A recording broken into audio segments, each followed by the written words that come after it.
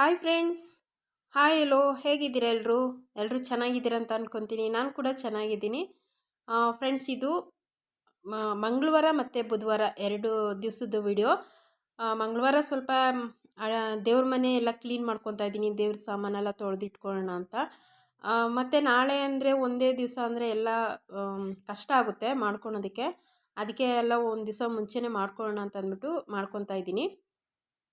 ದೇವ್ರ ಮನೆ ಎಲ್ಲ ಕ್ಲೀನಾಗಿ ಅದರಲ್ಲಿರೋಂಥ ಸಾಮಾನುಗಳೆಲ್ಲ ತೆಗೆದು, ದೇವ್ರ ಸಾಮಾನೆಲ್ಲ ತೆಗೆದು, ಅರಿಶಿನ ಕುಂಕುಮ ಫೋಟೋಗಳಲ್ಲಿರೋ ಅರಿಶಿನ ಕುಂಕುಮ ಎಲ್ಲ ತೆಗೆದು ನೀಟಾಗಿ ಒರೆಸ್ಕೊತಾ ಇದ್ದೀನಿ. ಇಲ್ಲೆಲ್ಲ ಒರೆಸ್ಕೊಂಡು ಆಮೇಲೆ ಮತ್ತೆ ತ್ಯಾವದ ಬಟ್ಟೆನಲ್ಲೆಲ್ಲ ನೀಟಾಗಿ ಒರೆಸ್ಕೊಂಬಿಡ್ತೀನಿ. ಇದು ನಾನು ಅಮಾಸೆ ಪೌರ್ಣಮಿ ಒಂದು 15 ದಿವಸಕ್ಕೊಂದ್ಸರಿ, ಇಲ್ಲಾಂದರೆ ಹಬ್ಬಗಳ ಟೈಮಲ್ಲಿ ಮಾತ್ರ ಈ ಥರ ಮಾಡ್ಕೊತೀನಿ. ಈಗ ನೋಡಿ ನಾನು ಎಲ್ಲ ನೀಟಾಗಿ ಒರೆಸ್ಕೊತಾ ಇದ್ದೀನಿ.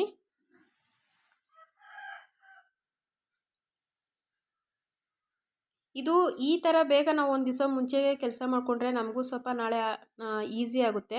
ಹಬ್ಬದ ಟೈಮಲ್ಲಿ ಎಲ್ಲ ಒಟ್ಟಿಗೆ ಮಾಡ್ಕೊಳ್ಬೇಕು ಅಂತಂದರೆ ಇಡೀ ದಿವಸ ನಾವು ಕೆಲಸ ಮಾಡ್ತಾನೆ ಇರಬೇಕಾಗುತ್ತೆ. ಆ ಹಬ್ಬಗಳಲ್ಲಿ ಮತ್ತು ರೆಸ್ಟ್ ಅನ್ನೋದೇ ಇರೋದಿಲ್ಲ ಅಲ್ವಾ ಫ್ರೆಂಡ್ಸ್ ನಮಗೆ. ನಾನಿವಾಗ ಎಲ್ಲ ನೀಟಾಗಿ ಒರೆಸ್ಬಿಟ್ಟು ಮತ್ತು ತ್ಯಾವದ ಬಟ್ಟೆನಲ್ಲೂ ಸಹ ಒರೆಸ್ಕೊತಾ ಇದ್ದೀನಿ.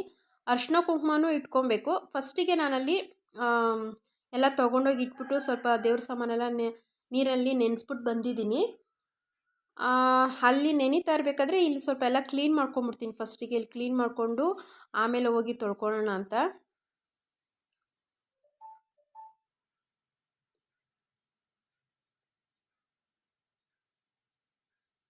ತುಂಬ ಡೋರ್ಗಳೆಲ್ಲ ಈ ಥರ ತ್ಯಾವದ ಬಟ್ಟೆಯಲ್ಲಿ ಒರೆಸ್ತಾ ಇದ್ರೆ ಅದು ಶೈನಿಂಗ್ ಹೋಗ್ಬಿಡುತ್ತೆ ಫ್ರೆಂಡ್ಸ್. ಜಾಸ್ತಿ ಒರೆಸ್ಬಾರ್ದು ತ್ಯಾವದ ಬಟ್ಟೆನಲ್ಲಿ. ನೋಡಿ ಈ ಕಡೆ ಇಲ್ಲಿ ಗಂಟೆ ಎಲ್ಲ ಇದೆಯಲ್ಲ, ಇದು ಅಷ್ಟೇ. ಇದು ನಾನು ಆವಾಗವಾಗ ಒರೆಸ್ಕೊಂಬಿಡ್ತೀನಿ. ಒಳಗಡೆ ಹೋಗಿ ತುಂಬ ಧೂಳು ಕೂತ್ಕೊಂಡ್ಬಿಟ್ರೆ ಒರೆಸೋದಕ್ಕಾಗಲ್ಲ. ಈ ಥರ ಬಟ್ಟೆ ಸ್ವಲ್ಪ ಬಟ್ಟೆ ಅದರೊಳಗಡೆ ಹಾಕಿಬಿಟ್ಟು ಚೆನ್ನಾಗಿ ಒರೆಸ್ಕೊಂಡ್ರೆ ನೀಟಾಗಿ ಕ್ಲೀನಾಗಿ ಇರ್ತೈತೆ. ಸ್ವಲ್ಪ ಏನಾದರೂ ಗಲೀಜಾದ್ರೂ ನೋಡೋಕ್ಕಾಗಲ್ಲ ಫ್ರೆಂಡ್ಸ್. ಏನೋ ಒಂಥರ ತುಂಬ ಡಸ್ಟ್ ಇದ್ದಂಗೆ, ಎಷ್ಟೋ ದಿವಸ ಕ್ಲೀನ್ ಮಾಡ್ತಿದ್ದಂಗೆ ಹೋಗ್ಬಿಡುತ್ತೆ. ಅದಕ್ಕೆ ನಾನು ಏನು ಮಾಡ್ತೀನಿ, ಆವಾಗವಾಗ ಕ್ಲೀನ್ ಮಾಡ್ಕೊಂಬಿಡ್ತೀನಿ. ಇವಾಗೆಲ್ಲ ಒರೆಸಿದ್ದಾಯಿತು. ಹಾಗೆ ಈಗ ದೇವ್ರ ಸಾಮಾನೆಲ್ಲ ತೊಳ್ಕೊತಾ ಇದ್ದೀನಿ. ನಾನು ದೇವ್ರ ಸಾಮಾನು ಇದಕ್ಕೆ ಏನು ಬೇರೆ ಏನು ನಾನು ಹಾಕೋದಿಲ್ಲ. ಸ್ವಲ್ಪ ರಂಗೋಲಿ ಪುಡಿ ಮತ್ತು ಸ್ವಲ್ಪ ಸೋಪ್ ಪುಡಿ ಹಾಕ್ಕೊತೀನಿ. ಮತ್ತು ನಿಂಬೆಹಣ್ಣಿದ್ರೆ ನಿಂಬೆಹಣ್ಣು ಹಾಕ್ಕೊತೀನಿ ಅಷ್ಟೇ. ಮತ್ತು ಹುಣ್ಸೆಹಣ್ಣು ಇರುತ್ತಲ್ಲ ಫ್ರೆಂಡ್ಸ್, ಅದರಲ್ಲಿ ಫಸ್ಟು ನಾವು ಹುಣ್ಸೆಹಣ್ಣನ್ನ ನೀರಲ್ಲಿ ನೆನೆಸ್ಬಿಟ್ಟು ಆಮೇಲೆ ಎಲ್ಲ ಒಂದು ಸರಿ ಉಜ್ಕೊಂಬಿಡ್ಬೇಕು. ಬರೀ ಹುಣ್ಸೆಹಣ್ಣಲ್ಲೇ ಅದೆಲ್ಲ ಚೆನ್ನಾಗಿ ಉಜ್ಜಿ ಹಾಗೆ ಅದನ್ನೆಲ್ಲ ನೆನೆಸ್ಬೇಕು ಹುಣ್ಸೆಹಣ್ಣು ನೀರಲ್ಲಿ. ಆವಾಗ ಸೋಪ್ ಪುಡಿ ಮತ್ತು ರಂಗೋಲಿ ಪುಡಿ ಇದನ್ನ ತೊಗೊಂಡು ಉಜ್ಜಿದ್ರೆ ಕಲರು ಚೆನ್ನಾಗಿ ಬರುತ್ತೆ, ಶೈನಿಂಗ್ ಇರುತ್ತೆ. ನೋಡ್ತಾ ಇರ್ಬೋದು ನೀವೇ ಎಷ್ಟು ಚೆನ್ನಾಗಿ ಪಳಪಳ ಅಂತ ಇದೆ ಫ್ರೆಂಡ್ಸ್. ಇದು ನಾವು 15 ದಿವಸ ಆದರೂ ಹೋಗೋದೇ ಇಲ್ಲ. ಬೇರೆ ಏನಾದರೂ ಈ ಪಿತಾಂಬರಿ ಇದೆಲ್ಲ ನಾನು ಅದನ್ನೆಲ್ಲ ಉಜ್ಜಲ್ಲ. ಅದರ ಅಭ್ಯಾಸನೂ ಇಲ್ಲ. ಅದಕ್ಕೆ ನಾನು ಬರೀ ಇಷ್ಟರಲ್ಲೇ ಎಲ್ಲ ಕ್ಲೀನಾಗಿ ತೊಳೆದಿಟ್ಕೊಂಡ್ಬಿಡ್ತೀನಿ. ಇವಾಗೆಲ್ಲ ಅದೇ ಥರನೇ ಎಲ್ಲ ನೀಟಾಗಿ ತೊಳ್ಕೊಂಡಿರ್ತೀನಿ. ಸ್ವಲ್ಪ ಕೆಲಸ ಲೇಟಾಗಿ ಸ್ಟಾರ್ಟ್ ಮಾಡಿದ್ದೀನಿ. ಬೆಳಗ್ಗೆನೇ ಸ್ಟಾರ್ಟ್ ಮಾಡಿದ್ದಿದ್ರೆ ಇಷ್ಟೊತ್ತಿಗೆಲ್ಲ ಈ ಕೆಲಸ ಮುಗಿಸ್ಕೊಂಡು ಹೂವು ಕಟ್ಟಬೇಕಾಗಿತ್ತು. ಇನ್ನೂ ನಾನು ಹೂವು ಎಲ್ಲ ಬಿಡಿಸ್ಕೊಬೇಕು ಫ್ರೆಂಡ್ಸ್. ಹೂವು ಬಿಡಿಸಿಲ್ಲ. ಗಿಡದಲ್ಲೇ ಕನಕಾಂಬರ ಹೂವನೇ ಸ್ವಲ್ಪ ಲೇಟ್ ಆಗುತ್ತೆ ಬಿಡಿಸ್ಕೊಳೋದು. ಕನಕಾಂಬರ ಹೂವು ಬಿಡಿಸ್ಕೊಬೇಕು, ಚೆಂಡು ಹೂವು ಬೇರೆ ಇದೆ ಅದು ಬಿಡಿಸ್ಕೊಬೇಕು. ಅವೆರಡೂ ಬಿಡಿಸಿ ಕಟ್ಟೋದೇ ನನಗೆ ಸ್ವಲ್ಪ ಲೇಟು. ನೋಡೋಣ, ಇದನ್ನೆಲ್ಲ ಮುಗಿಸ್ಕೊಂಡು ಲಾಸ್ಟಲ್ಲಿ ನೈಟು ನಾನು ಅಂದರೆ ಊಟ ಎಲ್ಲ ಆಗಿ ಕೆಲಸ ಎಲ್ಲ ಮುಗಿದಾದ್ಮೇಲೆ ಆವಾಗ ಕೂತ್ಕೊಂಡು ಕಟ್ಕೊಳ್ಳೋಣ ಅಂತ ಅಂದ್ಬಿಟ್ಟು ಇವಾಗೆಲ್ಲ ತೊಳೆದು ಇಟ್ಕೊತಾ ಇದ್ದೀನಿ. ಇನ್ನೂ ಹೂವು ಬಿಡಿಸಿಲ್ಲ ಫ್ರೆಂಡ್ಸ್. ಇವಾಗ ಹೋಗಬೇಕು ಬಿಡಿಸ್ಬೇಕು. ಇವಾಗೆಲ್ಲ ತೊಳೆದಿದ್ದಾಯಿತು. ಇದನ್ನ ತೊಗೊಂಡೋಗಿ ಒಂದು ಚಾಪೆ ಮೇಲೆ ಇಟ್ಬಿಡ್ತೀನಿ. ಒಂದೇ ಸರಿ ಚಾಪೆ ಹಾಕಿ ಇಡ್ತೀನಿ. ಆಮೇಲೆ ಅದನ್ನೆಲ್ಲ ಬಟ್ಟೆನಲ್ಲಿ ಒರೆಸ್ಕೊಂಡ್ರೆ ಒಣಗಿರೋ ಬಟ್ಟೆನಲ್ಲಿ ಸರಿ ಹೋಗುತ್ತೆ. ನೋಡಿದ್ರಲ್ಲ ಎಷ್ಟು ಚೆನ್ನಾಗಿ ಕ್ಲೀನಾಗಿದೆ. ಇದಕ್ಕೆ ಯಾವುದೇ ರೀತಿ ಪಿತಾಂಬರಿ ಅಥವಾ ಬೇರೆ ಏನು ಪೌಡ್ರ್ ಏನು ಹಾಕೋದು ಬೇಡ. ಹಿಂಗೆ ಹಾಕಿ ತೊಳ್ಕೊಂಡ್ರೆ ಚೆನ್ನಾಗುತ್ತೆ. ಇಲ್ಲಾಂದರೂ ಒಂದು 15 ದಿವಸ ಚೆನ್ನಾಗೇ ಇರುತ್ತೆ ಫ್ರೆಂಡ್ಸ್, ಏನೂ ಆಗೋದಿಲ್ಲ. ನಾನೊಂದು 15 ದಿವಸಕ್ಕೊಂದ್ಸರಿ ಅಲ್ವಾ ತೊಳೆಯೋದು, 15 ದಿವಸ ಹೀಗೆ ಇಟ್ಕೊಬೋದು. ಈಗ ನೋಡಿ ಚಾಪೆ ಹಾಕಿದ್ದೀನಿ. ನಾನು ಯಾವಾಗಲೂ ಅಷ್ಟೇ ಈ ಥರ ಏನಾದರೂ ಸಾಮಾನೆಲ್ಲ ಕ್ಲೀನ್ ಮಾಡಿದ್ರೆ ದೇವ್ರ ಸಾಮಾನು ಈ ಥರ ಚಾಪೆ ಹಾಕ್ಬಿಟ್ಟು ಅದ್ರ ಮೇಲೆ ಇಡ್ತೀನಿ. ಬರೀ ನೆಲದ ಮೇಲೆ ಏನೂ ಇಡೋದಿಲ್ಲ. ಈಗ ಟೈಮ್ ಆಗ್ತಾಯಿದೆ. ನಾನಿನ್ನು ಇದನ್ನೆಲ್ಲ ಮಾಡೋಷ್ಟೊತ್ತಿಗೆ ಲೇಟ್ ಆಗುತ್ತೆ ಅಂತ ಅಂದ್ಬಿಟ್ಟು ಫಸ್ಟಿಗೆ ಹೂವು ಬಿಡಿಸ್ಕೊಂಬಿಡೋಣ. ಕತ್ಲ ಹೋಗ್ಬಿಟ್ರೆ ಮತ್ತೆ ಬಿಡ್ಸೋಕ್ಕಾಗಲ್ವಲ್ಲ. ಸ್ವಲ್ಪ ಬಿಸಿಲಿದೆ.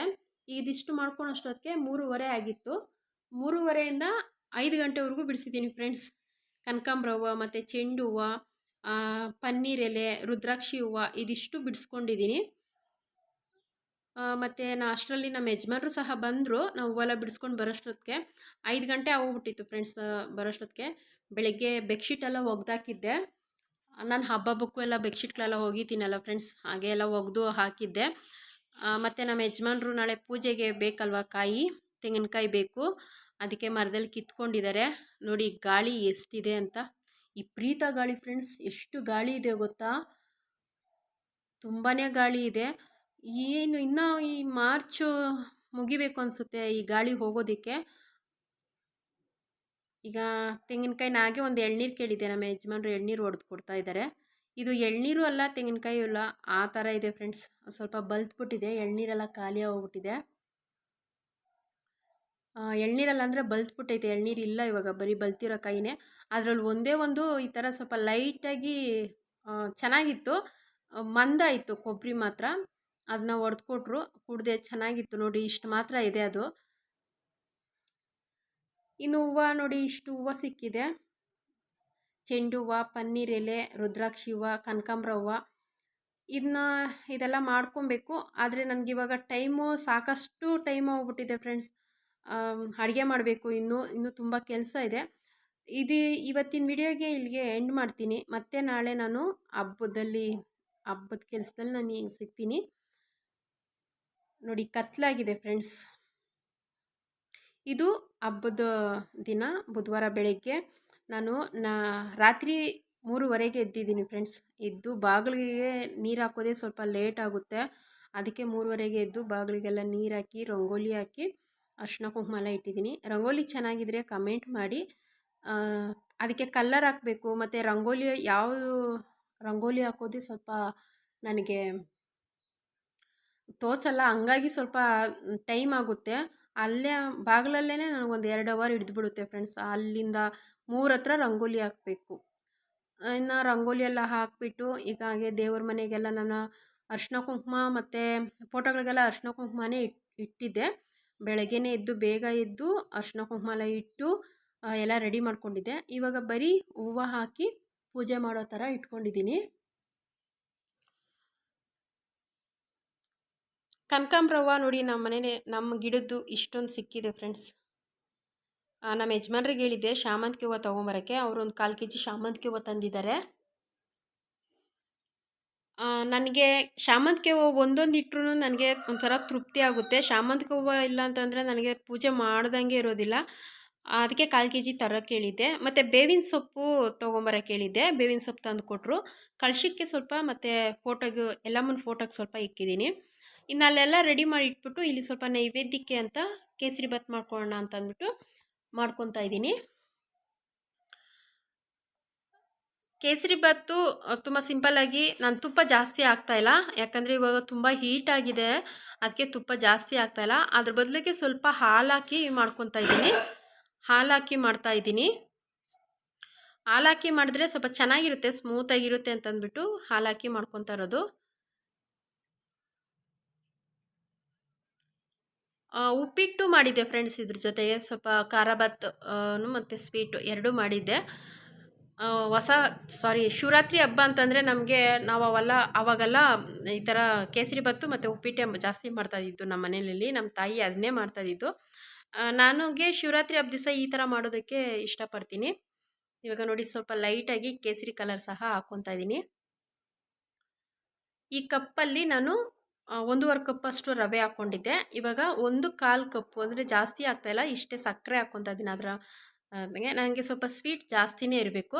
ಅದು ಅಲ್ಲದೆ ಇದು ಸಕ್ಕರೆ ಸ್ವಲ್ಪ ಸ್ವೀಟ್ ಕಮ್ಮಿ ಇದೆ ಫ್ರೆಂಡ್ಸ್. ಇದು ಸೊಸೈಟಿನಲ್ಲಿ ಕೊಡ್ತಾರಲ್ಲ ಆ ಸಕ್ಕರೆ ಸ್ವಲ್ಪ ಸ್ವೀಟ್ ಕಮ್ಮಿ ಇದೆ. ಅದಕ್ಕೆ ನಾನು ಕರೆಕ್ಟ್ ಮೆಜರ್ಮೆಂಟಲ್ಲಿ ಹಾಕ್ಕೊತಾ ಇದ್ದೀನಿ. ಸ್ವೀಟ್ ಕರೆಕ್ಟಾಗಿರುತ್ತೆ. ಇವಾಗ ಸ್ವಲ್ಪ ಒಂದು ಪಾತ್ರೆಗೆ ತುಪ್ಪ ಹಾಕ್ಕೊಂಡು ದ್ರಾಕ್ಷಿ ಗೋಡಂಬಿ ಎಲ್ಲ ಹುರ್ಕೊತಾ ಇದ್ದೀನಿ. ಇವನ್ನೆಲ್ಲ ಹುರ್ಕೊಂಡು ಕೇಸರಿ ಬಾತು ಸಹ ರೆಡಿಯಾಗಿದೆ. ತುಪ್ಪ ಸ್ವಲ್ಪ ಕಮ್ಮಿನೇ ಹಾಕ್ಕೊಂಡಿದ್ದೆ, ಸ್ವಲ್ಪ ಪರವಾಗಿಲ್ಲ. ಜಾಸ್ತಿ ತುಪ್ಪ ಹಾಕ್ಕೊಂಡ್ರೆ ಓವರ್ ಹೀಟ್ ಆಗುತ್ತೆ ಅಂತ ಅಂದ್ಬಿಟ್ಟು ಇವಾಗ ನೈವೇದ್ಯನೂ ಸಹ ರೆಡಿಯಾಗಿದೆ.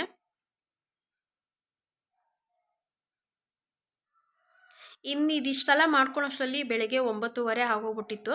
ಎಲ್ಲ ಮುಗಿಯೋಷ್ಟರಲ್ಲಿ ನಿನ್ನೆ ಅಷ್ಟು ಕೆಲಸ ಮಾಡ್ಕೊಂಡ್ರು ಬೆಳಗ್ಗೆ ಎದ್ದು ಇಷ್ಟು ಲೇಟ್ ಆಗಿದೆ ಫ್ರೆಂಡ್ಸ್. ಇಷ್ಟೆಲ್ಲ ಮಾಡ್ಕೊಳೋ ಅಷ್ಟೊತ್ತಿಗೆ ಒಂದೇ ದಿವಸ ಇನ್ನು ಅದೆಲ್ಲ ಮಾಡ್ಕೊಂಡಿದ್ದಿದ್ರೆ ಆ ಕೆಲಸ ಎಲ್ಲ ಇನ್ನೂ ಸಂಜೆವರೆಗೂ ಮಾಡಬೇಕಾಗಿತ್ತು.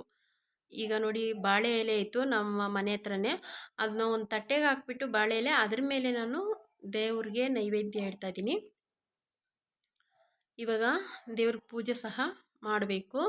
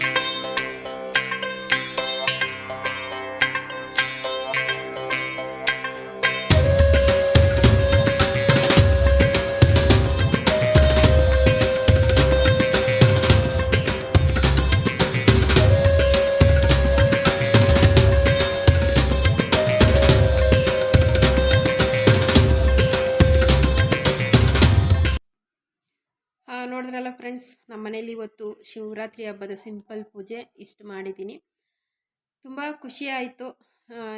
ನಿಮಗೆ ಹೇಗಿತ್ತು, ಯಾವ ರೀತಿ ಇತ್ತು ಅಂತ ಪ್ಲೀಸ್ ಕಮೆಂಟ್ ಮಾಡಿ.